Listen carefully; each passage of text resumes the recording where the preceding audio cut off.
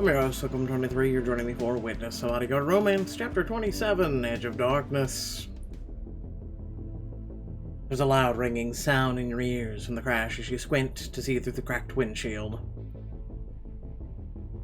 The car shifts as you reach up to touch the blood on your forehead, and you realize you're teetering on the edge of the cliff above the ocean.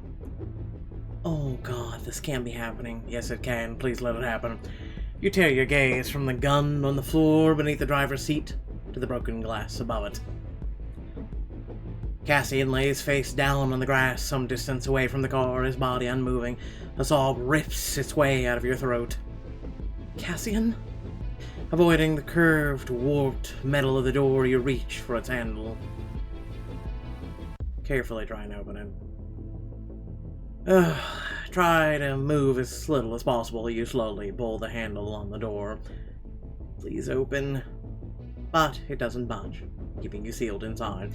As you peer through the shattered glass to check on Cassian, you notice a figure stepping out of the Gardai's car behind him. Hi. Please kill them. Please, literally, I'll go on a date with you. No, it can't be. Aisling O'Connell's cold eyes find you, and she shouts to be heard over the wind. You ruined my life, Nami Russo. I've been waiting for this moment for 2 years while my parents rotted in prison. Listen, I've been waiting for 27 chapters here. You managed to take them away once, but I won't let you destroy their chance at parole now. Finn failed due to the lack of motivation. The Gardai know I'll kill their families if they fail me.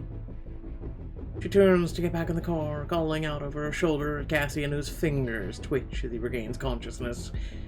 It's a shame you lost your brother and old man so young, Marshal, but now you'll get to die near their graves. Turning to the Gardai, she narrows her eyes. Make sure it looks like an accident, a very painful one. With that, she drives off, leaving behind the 2 Gardai who have been following you since you arrived in Ireland. One of them races towards the wrecked car with a small black object with colorful stripes aimed at you in her outstretched hand. You're mine. What the hell is that, a taser? The moment the Garda Sullivan is close enough, she pulls the trigger, sending electrical wires through the partially open window. Really? Stare in shock, I really want to. Please let this book in. Fueled by adrenaline, you dive out of the reach of the wires, barely avoiding them as they latch into the armrest beside you. Whoa. Electricity buzzes around you, but you stay pressed against the dashboard, avoiding its crippling reach. Carefully flip up the arm of the seat, sending the wires zipping back out the window and onto the Garda Sullivan. That's not how a taser works at all! Oh my god. Nice try, but I don't go down that easily. The car shifts beneath you as Garda O'Brien appears on the other side, throwing his weight against it. Whoops, it appears this car isn't entirely stable.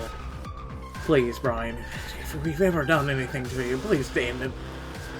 Groaning, Sullivan drops her taser, clutching her teeth as she speaks through the pain inflicted by it. You idiot, we throw the car back, the Marshal back into the car first before you knock it over, or it won't look like an accident. Got it, let's get this over with. That's a Cassian, who is currently clawing at the ground weakly, trying to find the strength to raise himself up. The Gardai stalk towards him, approaching from either side, and you know there isn't much time before they reach him. Setting your breath, you reach towards the gun, still nestled below the steering wheel, trying to ignore the way the car rocks with your every movement. Cassian needs me. I can't let anything happen to him. Through the windshield, you see O'Brien. He's only a couple feet away from Cassian. Cassian's voice is strained as he tries to reason with them. Please, leave Nami out of this. Just take me. Inside the car, you stretch your arm out further, desperate to reach the gun, until you finally manage to grasp the handle. Hey, O'Brien, get the hell away from the man I love. He doesn't stop, leaning down to tug Cassian's injured body off the grass instead. Your time's up, Marshal. You level the gun at O'Brien through the window, not hesitating for a moment. I'm not letting you hurt Cassian. Pull the trick. Is that what I think it is? Is that a pistol? From like 1502? Oh great, you got like one shot in him. The bullet zooms through the air, ripping through O'Brien's exposed neck. As O'Brien slumps to the ground, Sullivan turns in your direction with fire in her eyes. You're dead! I mean, really, she only took one shot, so yeah, she kinda is dead. She races towards you, launching herself onto the hood of the car. No, don't! There's a screeching noise as the car tilts even further off the edge of the cliff. Blinded with rage, Sullivan kicks the broken windshield completely open, leaps inside with her arms stretched out towards your neck. This is for the O'Connells. Her sudden movements cause the car to drop back even more, and you feel the dropping sensation as it starts to fall. But a moment before you're completely over the edge, strong hands grab hold of you. Nami, hang on. Cassian. Don't know how that works, but okay. Cassian tugs you through the empty space where the windshield used to be, even though literally your enemy was there too, hauling you to safety as the car tumbles into the water below with Sullivan still inside. You try to steady your beating heart, but it's no use. Beside you feel Cassian's warm body keeping you firmly on the ground, solid ground. You saved me. We saved each other. There, on the edge, you hold on to one another, clutching Cassian tighter to steady the shaking, while he uses his arms to shield you from the rest of the world. These people have more lives than cats. After making it to a hospital, the nurses usher you into a room with 2 beds. As you're getting checked out, you reach across the space between the beds to take Cassian's hand. Cassian. It's okay, we're alright. We're safe now.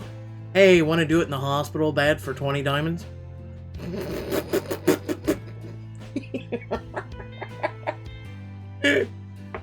You know it's where Pixelberry wants to go, let's be real.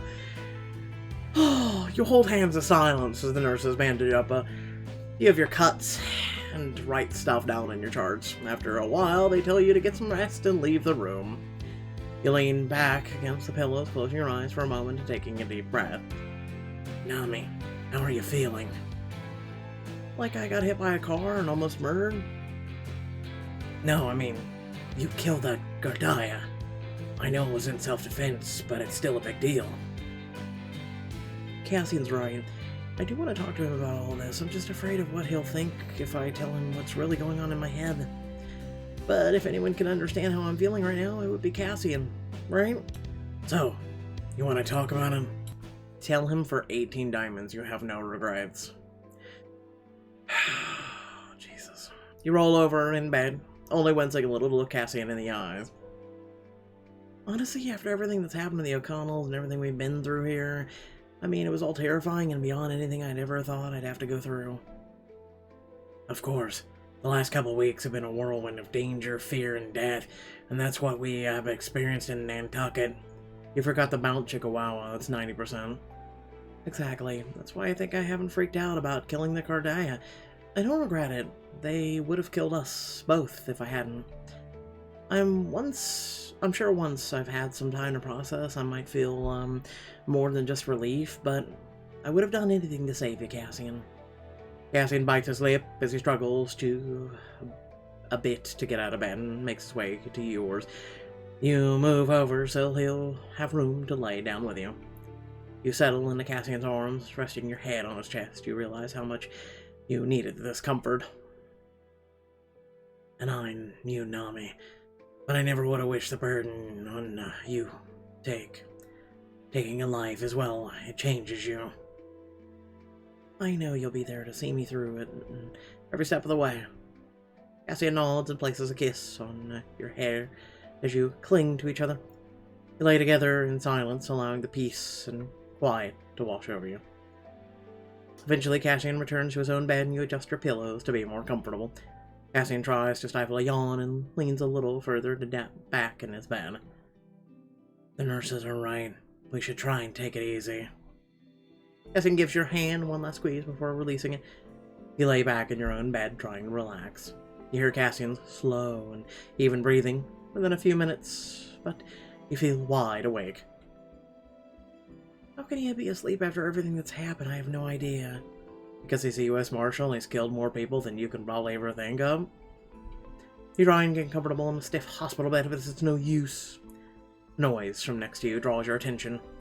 Cassian's face has a pained expression, and he starts to mumble in his sleep. You only catch one word. Donovan. He must be having another nightmare about his brother. They're probably worse now that he knows the whole truth about what happened to him. How should I comfort him? Take his hand. You slip out of bed and quietly go over to his bedside. You reach out to Cassian's hand and take it, kneeling down to place his palm on your cheek. Cassian seems to calm down a little, his body relaxing in his sleep. You stroke the back of his hand with your thumb, hoping the proximity will further comfort him. I'm right here, Cassian. Hold his hand until he falls back into a peaceful sleep. No more signs of nightmares plaguing him anymore. After you try for a while to fall asleep, you finally give up and quietly slip out of bed. Maybe a walk around the hospital will help. You slip silently out of the room, making sure not to wake Cassian, and start down the hallway. You find a gift shop filled with congratulatory balloons, flowers, and lots of knickknacks. You look through everything slowly, your eyes falling on silver medal. St. Anthony medal. How nice. Look over the card accompanying the medal, reading it quietly to yourself. St. Anthony, the patron saint of lost. Sounds familiar. Run your fingers over the etching of St. Anthony, memory sparking. I think Cassian mentioned his father had a medal like this to honor sailors lost at sea. And now Cassian has lost so much. Maybe he would like this. Remind him of what he still has to. You take the medal off the display rack, bringing it over to the counter to pay. I hope he likes it. You make your way back up to the room, seeing that Cassian is awake. Imagine an app like this, where diamond choices actually matter, and they just, aren't garbage and cash grabs. There you are. I woke up and you were gone. I was so worried. Rush over him, sitting on the edge of the bed. Sorry I couldn't sleep, so I went for a walk around the hospital. I didn't want to wake you. That's sweet of you. I guess I sort of passed out. Did you find anything interesting on your walk? Actually, you pull out the St. Anthony medal dangling in front of Cassian. This is for you. I saw in the gift shop and thought of you. I know your dad and your brother aren't lost, but they're not missing, but you still lost them. He takes the medal from you, examining the etchings of St. Anthony on its face. After a moment, he looks up at you, his eyes brimming with tears. This is perfect, Nami. I love it. Cassian pulls you in for a tender kiss, his hand dangling in your hair. You smile into the kiss, carefully wiping a few of his tears away. You deserve something good to remember them by, and remember all you haven't lost as well. You always know just what to say, love. Cassian puts the medal around his neck before yawning again. Maybe we should both try and rest some more. You give Cassian a kiss on the forehead and then go back to your bed. You settle under the stiff blankets and try to relax against the pillow. Your Cassian's steady breathing and eventually lulls you to sleep. After some much-needed rest and recovery, the two of you finally make your way back to the inn where you started your Irish vacation. I never thought I'd miss a tiny room so much. Now we'll actually be able to enjoy. Cassian stops short as he pushes the door all the way open to reveal a laptop sitting on your bed. On the screen, a familiar face smiles menacingly at you with a room identical to yours in the background. I love you. Marry me and kill these two with me. Come on. I mean, what? Cassian, Nami, I'm so glad you made it. Holy. Turn yourself in. We can see you're inside the inn. Tell me the room number. Ignoring Cassian, Aisling looks at you with a pout. You really hurt my feelings, Nami. Even you didn't like my present. You could have at least said thank you. What the hell are you talking about? What present? I moved it to the bed. The first time you noticed the compass from Nantucket perched beside the laptop. The same one you found on your dresser as a warning that first night in Ireland. It's okay, I found a way to upgrade it. The only way you'll be going to payroll hearing now is in pieces. You know, I liked you. Up until you told your evil plans. Come on, I was thinking like an Ultron thing where you just blow them up. Your eyes widen as you notice the hands on the compass are attached to several wires. The ticking noise emerges from it, causing your chest to tighten. She turned it into a bomb. Yeah, you're insane. How do you even know how to build a bomb? Because there's Google, woman! It's one of the many useful skills my parents taught me before you stole them from me. Aisling, be reasonable. If you blow us up while you're in the inn, you won't be able to get very far before the Marshals track you down. It'll be worth it to know you're both splattered on the wall like confetti. And with that, she ends the video call, and Cassian steps forward to examine the compass before carefully picking it up. His hands shake as he slowly untangles a series of small wires on the other side of the compass. Please tell me you know what you're doing. Jesus Christ, why didn't she just blow it up remotely with just a push of a button? God damn it! Why is it so hard to find any good villains nowadays? Cassian tugs a final wire free before his eyes meet yours. This is the best I can do, but I'm not sure if it's properly diffused. How much time do we have if it's not? 10 seconds. You couldn't have pushed a goddamn button, son of a... It's like Ultron, you know, when Iron Man and all of them were standing there, and he's like, oh, let me go ahead and tell me my devious plan. No, and he just starts blasting. It's so hard to find good villains nowadays. So hard to find good help, too. Without further ado, please remember to like, share, and subscribe. Head down the description below, links to social media, Discord, and a few links to support me and my content. Oh, sorry this was late. I've had a lot going on. Pretty much I felt like I got in a fight with Superman. And then I still had to get up because I had to save the Justice League. Because that's how my day is gone. I still had to get up and do shit. So, still had to get up. Oh, and I'm still going at it, and it's 4:30 in the morning. Anyway, thanks for watching. Catch you all later. Peace.